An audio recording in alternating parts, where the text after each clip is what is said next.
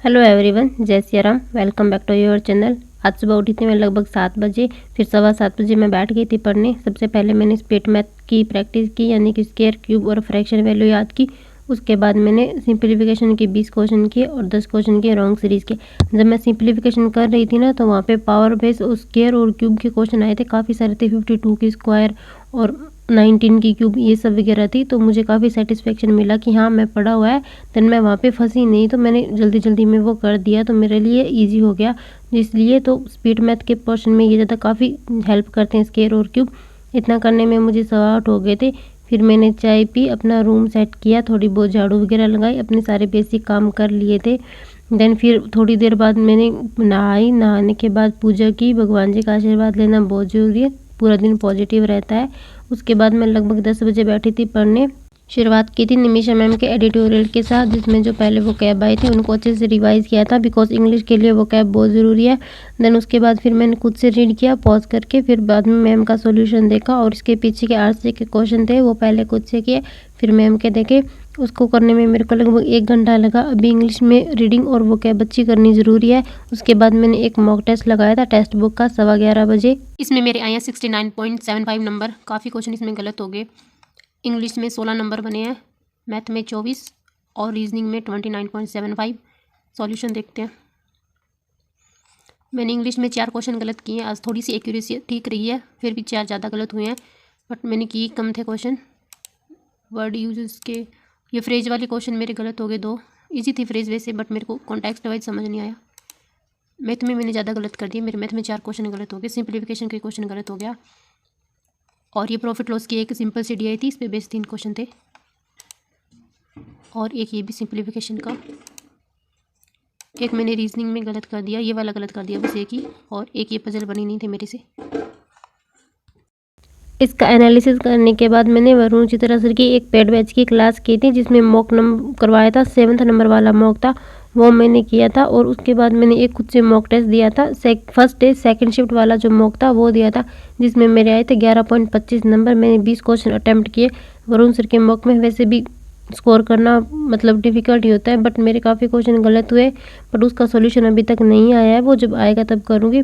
इसके बाद मैंने जो कल रात एडवर्ब का चैप्टर पढ़ा था, उसी चैप्टर की जो प्रैक्टिस क्वेश्चन थे वो तरुण सर ने करवाए हुए थे, मैंने वो किया।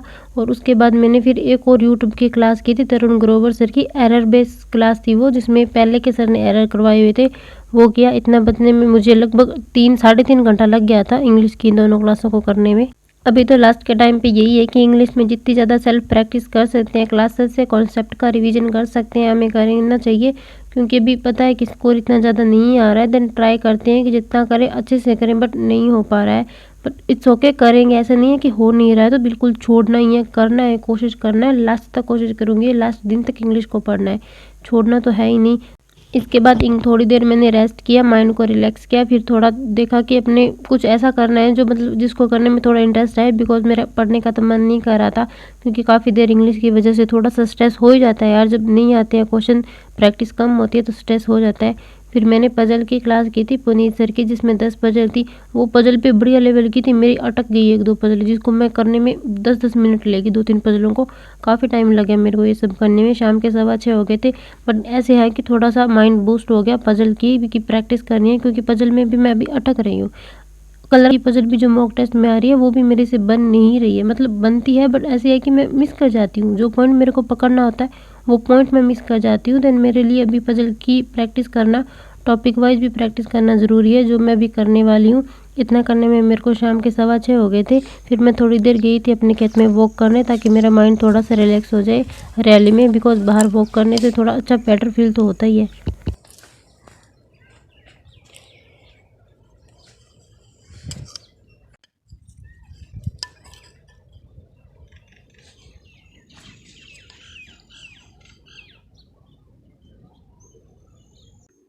अभी लगभग रात के 7:15 हुए हैं, मतलब शाम के, और अभी मैं ये 16 नंबर वाला मॉक टेस्ट दूंगी टेक्स्ट बुक का। देखते हैं इसमें कितनी गंदी परफॉर्मेंस रहती है। लगा था कि बुरा होगा, पर इतना ज़्यादा बुरा होगा ये नहीं पता था। 58% बहुत गंदा हुआ है। मैंने इंग्लिश में आज बहुत ज़्यादा कोशिश की कि मैं गलत ना करूँ। मैंने बहुत कंट्रोल किया, क्वेश्चन सिर्फ 18 ही किए, तो भी मैंने गलत कर दिया। मैथ में भी गलत हो गई, रीजनिंग में भी गलत हो गई। रीजनिंग में पजल बन ही नहीं रही मेरे से, अटक जा रही मैं उसमें, पता नहीं क्या हो गया है। पहले तो था कि ऐसे बन जाती थी हार्ड से हार्ड पजल, अब 2-3 दिन हो गया, पता नहीं अजीब सा हो रहा है मेरे साथ।